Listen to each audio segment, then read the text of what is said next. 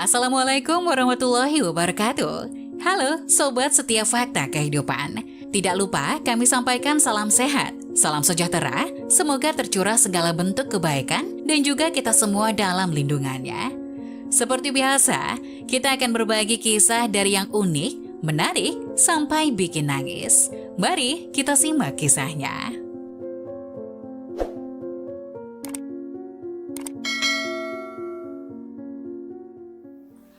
Wanita tua menangis saat penjaga mengusirnya keluar dari toko mewah hingga seorang pria datang. Rose menangis terseduh-seduh saat penjaga toko yang kasar mengusirnya keluar pintu sebuah departemen store mewah. Tepat ketika dia berpikir harinya tidak akan menjadi lebih buruk lagi, seorang pria menepuk bahu penjaga dan mengambil alih situasi. Rose berhenti di pintu departemen store. Dia sangat menyadari mantelnya yang lusuh dan sol sepatunya yang longgar. Ia mengelupas dari bagian atasnya. Semua orang yang masuk atau keluar toko berpakaian bagus dengan label desainer. Tempatku bukan di sini, gumam Rose pada dirinya sendiri. Tetapan yang dia terima dari orang-orang yang melewatinya menunjukkan bahwa apa yang dia pikirkan benar. Seorang pria menyeringai dan menjauh. Seorang wanita mengernyitkan hidungnya dan menyingkir seolah-olah Rose seperti sampah busuk. Rose menghela nafas, dia mempertimbangkan untuk berjalan kembali ke mobilnya dan pergi, tapi hanya sesaat. Tuan Roger sudah menunggunya, dia tidak pernah terlambat untuk membuat janji selama lebih dari 60 tahun dan tidak berniat untuk memulainya sekarang. Rose berjalan ke pintu otomatis dan melangkah masuk. Departemen store itu sangat besar, itu mengingatkannya pada gudang tempat mendiang suaminya bekerja. Dia berjalan di sepanjang jalur karpet yang mengarah dari pintu masuk. Dia berhenti untuk mengagumi tas tangan ketika dia mendengar seseorang berteriak. Rose berbalik dan melihat seorang penjaga keamanan bergegas ke arahnya. Ketakutan mencengkram di dadanya. Apakah ada perampok di toko? Apakah dia dalam bahaya? Kamu keluar dari sini, kata penjaga itu. Ini tempat kelas atas, tempatmu bukan di sini, keluar gelandangan. Rose tidak bisa mempercayai telinganya. Pembeli lain sedang memperhatikan mereka sekarang dan Rose merasakan semburat merah di wajahnya. Tuan Rogers mengundang saya ke sini, katanya pada penjaga keamanan saat dia menggiringnya kembali ke pintu otomatis pintu masuk. Penjaga itu tertawa. Aku tidak tahu bagaimana gelandangan compang-camping sepertimu tahu nama itu, tapi aku tidak bisa kamu bohongi. Tuan Rogers bahkan tidak akan menyeka sepatunya dengan sampah sepertimu. Air mata keluar dari mata Rose, tidak ada yang pernah begitu jahat padanya sebelumnya. Dia ingin membela dirinya sendiri, tetapi apa yang bahkan bisa dia katakan ketika pakaiannya sangat lusuh. Dia memang terlihat seperti sampah. Sebuah tangan muncul di bahu satpam itu dan menepuknya cukup keras hingga membuat pria itu tersentak. Penjaga berbalik dan Rose melihat Tuan Rogers berdiri di belakang penjaga.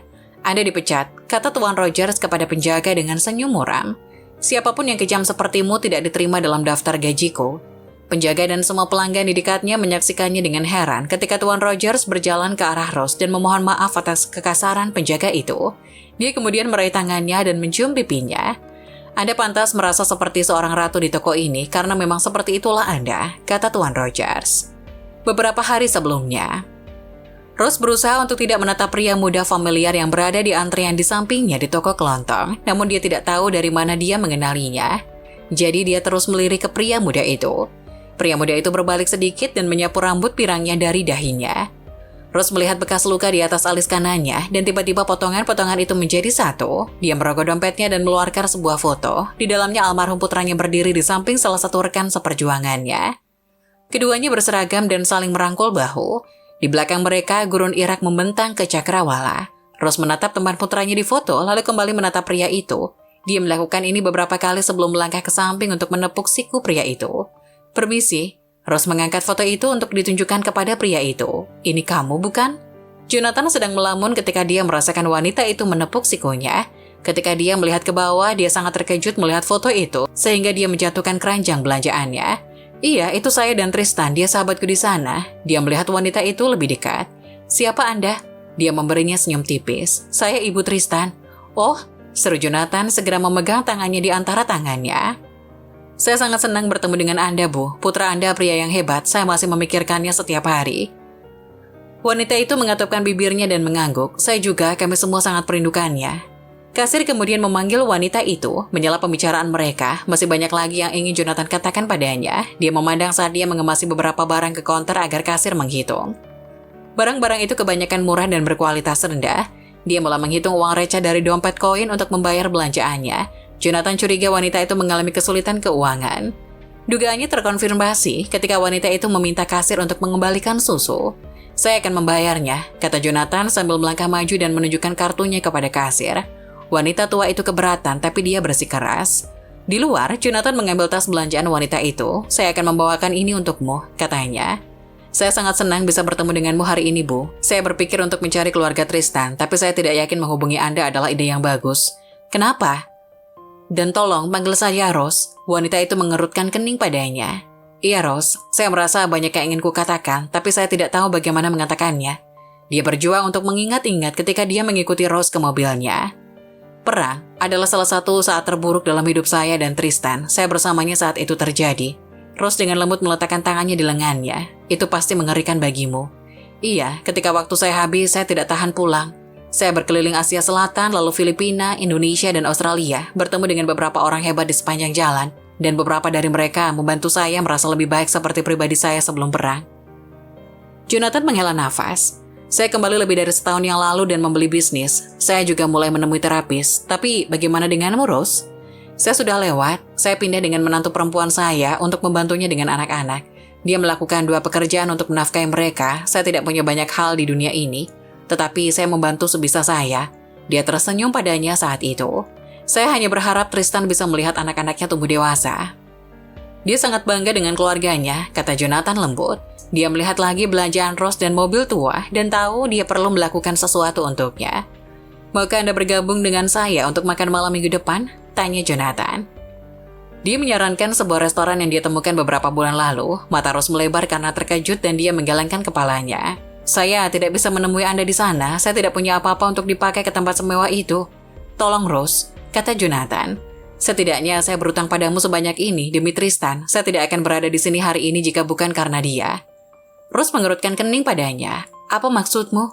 Jonathan menundukkan kepalanya saat rasa bersalah yang telah dia selesaikan dengan susah payah sekali lagi menimpanya. Tristan meninggal karena saya. Itu tidak benar, mereka bilang ada penyergapan. Jonathan mengangguk. Dia menceritakan bagaimana para pemberontak muncul entah dari mana dan menyerang konvoi mereka. Tentang bom dan teriakan yang mengikutinya, suara-suara itu terus hidup dalam mimpi buruknya sejak hari itu. Tristan menyeretku dari kendaraan, dia menemukan sebuah bangunan dan menjagaku, memberikan pertolongan pertama. Ujar Jonathan menelan gumpalan di tenggorokannya. Dia membuatku tetap hidup dan ketika mereka mengepung kami, dia berjuang sampai akhir, dia menggunakan tubuhnya untuk melindungiku. Dia masih ingat saat Tristan kundur, dan dia menyadari temannya sudah pergi. Jam-jam yang dia habiskan menunggu unit untuk memulihkannya tak tertahankan, tapi rasa sakit itu ada di antara dia dan terapisnya. Rose sudah menangis dan dia melihat tidak perlu membuatnya kesal lagi. Tolong, bergabunglah dengan saya untuk makan malam minggu depan. Jangan khawatir tentang pakaian, saya punya toko serba ada di kota. Datanglah besok dan ambil apapun yang Anda suka. Jika staf memiliki pertanyaan, beritahu mereka, Tuan Roger memberimu undangan pribadi. Hari itu, Rose melangkah keluar dari ruang ganti dan menatap dirinya di cermin. Sudah beberapa tahun sejak dia membeli baju baru untuk dirinya sendiri, dan itu untuk mengganti sepasang kaos kaki yang sudah tak bisa dipakai lagi. Dia tidak pernah bermimpi memakai gaun seperti ini. Kelihatannya luar biasa, kata Jonathan. Dia melirik arlojinya. Maaf, saya harus mempersingkat ini, tetapi saya harus menghadiri pertemuan penting.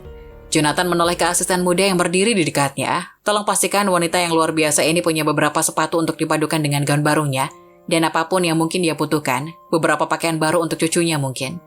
Itu terlalu banyak. Itu tidak cukup sebenarnya. Jonathan menatapnya dengan sungguh-sungguh. Dan mulai sekarang, saya ingin Anda memberitahu jika ada sesuatu yang Anda dan seluruh keluarga Tristan butuhkan. Paling tidak, yang bisa saya lakukan untuknya adalah memastikan keluarganya aman dan bahagia. Rose menerima kata-kata Jonathan. Dia memilih baju dan sepatu untuk cucu-cucunya dan menantu perempuannya Maria. Ketika dia tiba di rumah dan menyerahkan pakaian itu kepada Maria, wanita itu menangis. Tristan pasti mengawasi kita dari surga, kata Maria. Bagaimana lagi kita bisa seberuntung itu? Rose memeluknya dan kedua wanita itu duduk diam. Mereka berdua merenungkan kehilangan yang mengerikan dan kesulitan yang mereka alami sejak Tristan meninggal. Kita memang diberkati. Aku merasa ditakdirkan untuk bertemu Jonathan di toko kelontong hari itu, kata Rose dalam beberapa saat. Aku pikir juga begitu. Sepertinya dia mengalami neraka saat Tristan meninggal. Aku hanya bisa membayangkan bekas luka yang ditinggalkan pengalaman itu di hati pria malang itu, kata Maria sambil mengusap matanya. Rose mengangguk. Dia telah melihat tatapan angker di mata Jonathan. Itu adalah tatapan yang dia kenal sejak masa mudanya ketika mereka mulai kembali dari Vietnam. Rose kemudian menyadari bahwa perang meninggalkan bekas luka tidak hanya di tubuh, tetapi juga di hati dan pikiran semua orang yang selamat. Rose bergabung dengan Jonathan untuk makan malam pada minggu berikutnya. Mereka berbicara berjam-jam tentang Tristan dan ingatan mereka tentang dia. Itu menyedihkan bagi mereka berdua, tetapi juga menyembuhkan. Beberapa saat kemudian, Rose memperkenalkan Jonathan kepada Maria dan anak-anak Tristan. Segera dia mengunjungi setiap minggu untuk membawa hadiah dan kebutuhan bagi keluarga. Setelah setahun, Jonathan seperti anggota keluarga. Masih ada malam ketika Jonathan terbangun dengan keringat dan mimpi buruk, tetapi dia menghibur dirinya sendiri dengan mengetahui bahwa Tristan pasti memandang mereka semua sambil tersenyum. Apa yang bisa kita pelajari dari cerita ini? Perlakukan semua orang dengan sopan dan hormat. Meskipun Rose tidak berpakaian bagus, penjaga itu seharusnya tidak menghinanya. Dia menilai dia dari penampilannya tanpa mengetahui apapun tentang dia. Kebaikan dapat membuat pintu kesembuhan. Ketika kita baik kepada orang lain, kita tidak hanya meningkatkan kehidupan orang lain, tapi juga membuka hati kita untuk kebaikan di dunia ini. Nah, bagaimana menurut kalian? Jangan lupa tulis pendapat kalian di kolom komentar ya. Wassalamualaikum warahmatullahi wabarakatuh.